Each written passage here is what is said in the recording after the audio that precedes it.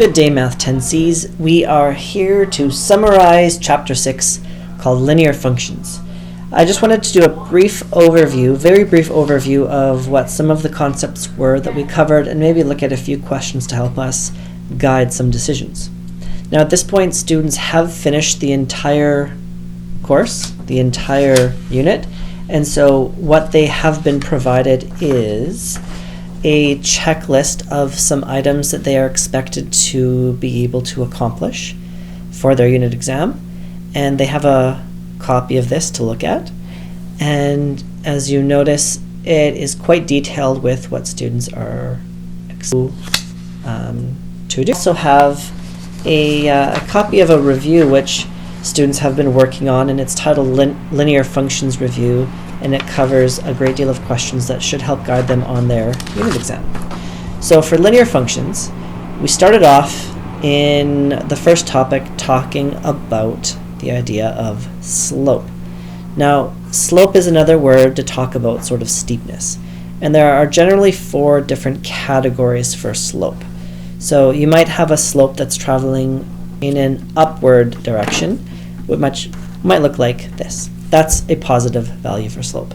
You could also have a downhill or negative slope.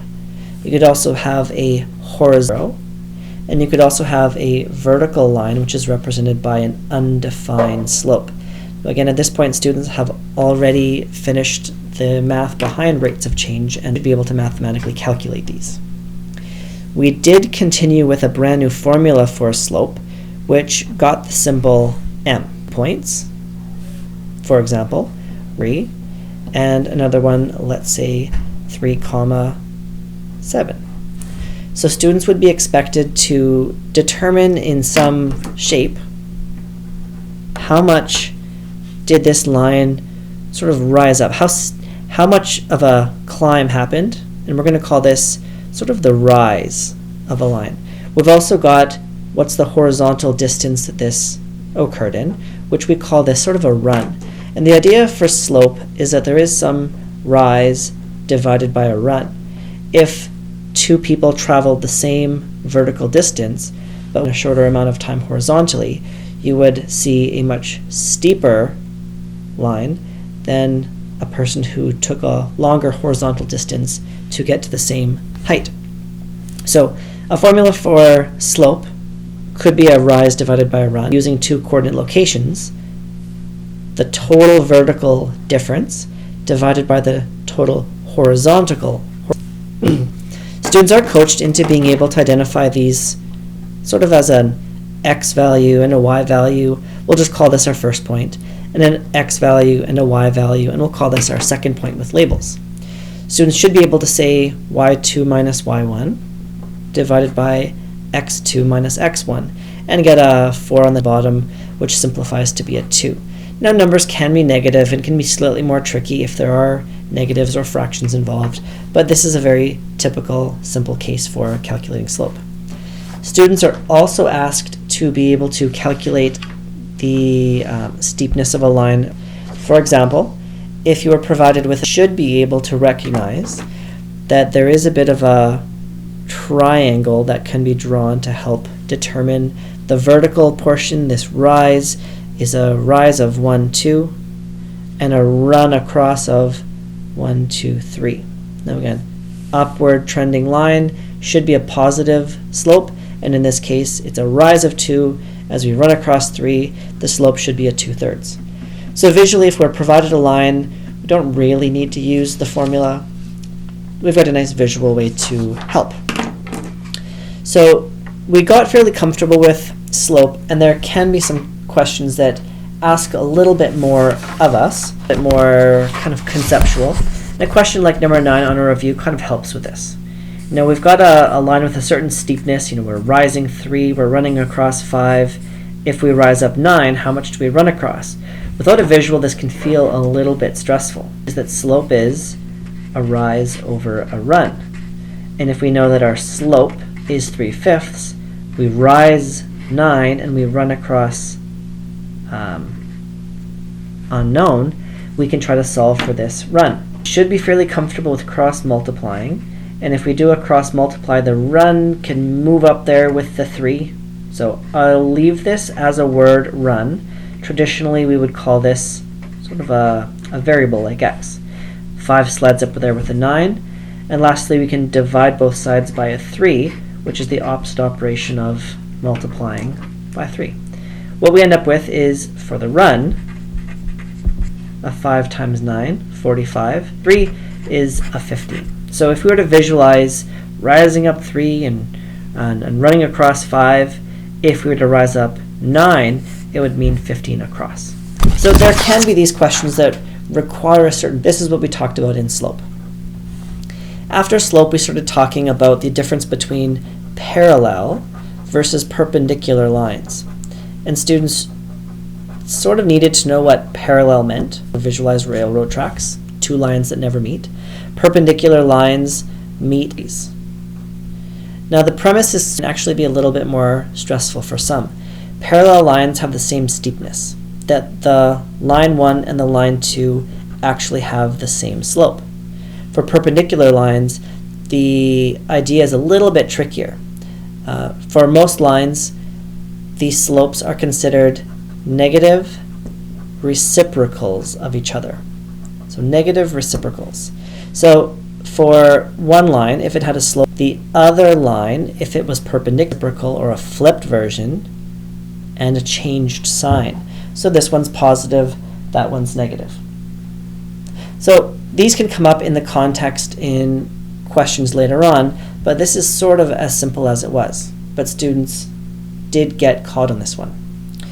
So after the parallel and perpendicular lines, students started talking about slope-intercept form. And slope-intercept form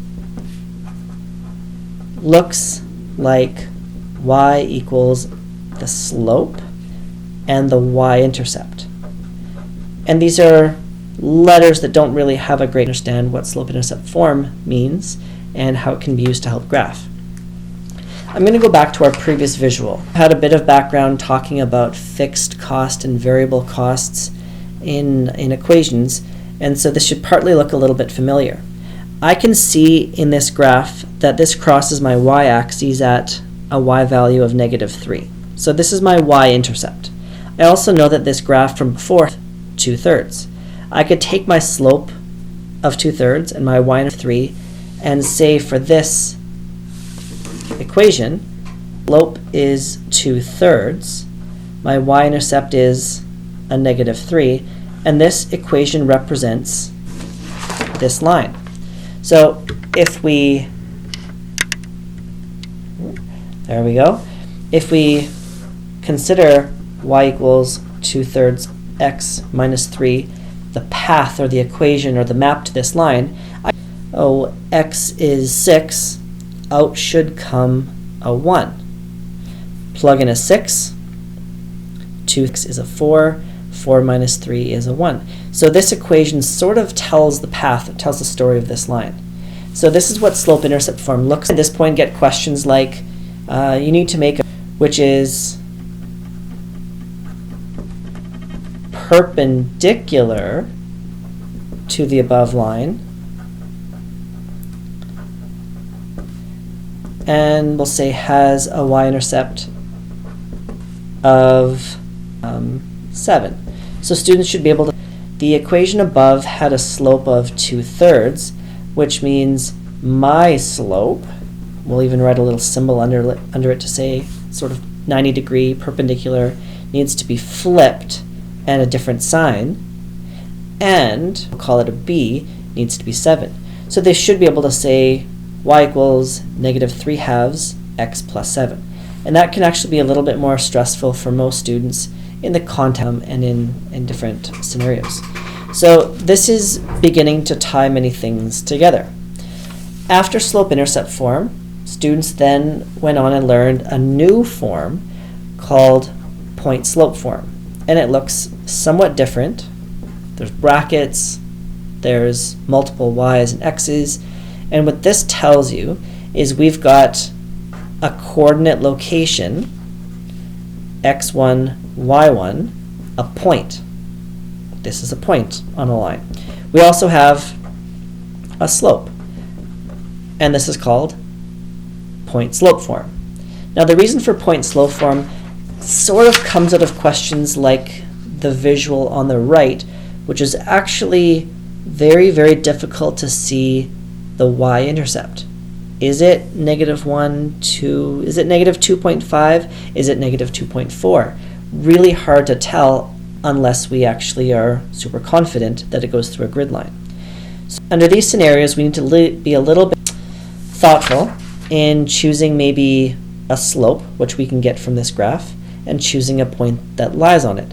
Now the biggest challenge with points, if I were to say, as an example, a point is 1, -2, and the slope is -1/2, and I were to write this in point-slope form, we would say y minus y, there's a negative in front of a negative, equals m times x minus x. And this is sort of the first step. We can tidy up this y, subtract a -2, and simply call it a y plus 2 is a -1/2 x minus 1. Students are expected to be able to look at this and say the slope is -1/2. As you said, the coordinate location is +1, -2, the negatives in the formula. Now most students to just switch the signs and see a -1 there and write a +1, to see the +2 and write a -2, and say, I know that my line goes through a 1, -2, and that's a slope of -1/2. So they should be able to grab their grid and say, my line travels through a 1, -2, a 1, -2, so down 1 over 2, down 1 over 2, down 1 over 2. And so this is a skill that comes out of point-slope form, is the ability to figure out, well, what does my line look like, or what is the equation of this line if we don't actually have a y-intercept. So it's the next level of graphing. For a question like this, if we were to ask, what is the y-intercept here, it becomes a little bit more complex. We can really pull out from any 2 points, maybe a little bit of a slope. We rise up 1, we run across 1/2. We can pick 2 points that we're really, really confident in and say, all right, there's my slope. If we want to pick one point and plug it into y minus y1 equals m times x minus x1, it could give us the actual structure here. So just for simplicity, I'm going to pull out a 1, -, and if I plug in a minus -2, it'll look like a y plus 2, an x of 1. If I rearrange this, so students have been coached into being able to rearrange and distribute that 1/2 into the bracket to say a 1/2 x minus 1/2, and subtract a 2 over to the right side to say a 1/2 x, now combining like terms, -2, that vanishes, and is exactly a -2.5, which is the exact value of this y-intercept, a -2.5. Because going between forms becomes needed, becomes helpful. So students learned point-slope form, and it became a very helpful task. We did learn one more form, and this is called general form, and it's really not a very helpful form. It looks like this. The condition or conditions are the number attached to the positive for the A, the B, or the C. You may have no fractions, which is the same thing as decimals, and everything must be on one side so it equals 0. A good example of general form is something like a 2x plus a 3y minus a 6 equals a 0. Notice that there's no fractions or decimals. The x term is positive, and everything is on one side. So when you're given questions like this, many students misinterpret what the 2, the 3, and the -6 mean, which is absolutely nothing, until, of course, maybe you rearrange it. So if I were to ask, it's not the 2, it's not the 3, It's not the negative 6. It's only until we rearrange this by subtracting, by adding the 6, and by dividing that we can actually say y is equal to negative 2/3 x plus 2. What's the slope? Negative 2/3. What's the y-intercept? 2. Can we graph this? Yes. So students are expected to be able to do a lot of rearranging. In fact, students are expected to go from point slope into general form. Students are expected to go from point slope into slope-intercept form, general into slope-intercept form, as well as to go from slope-intercept into general form.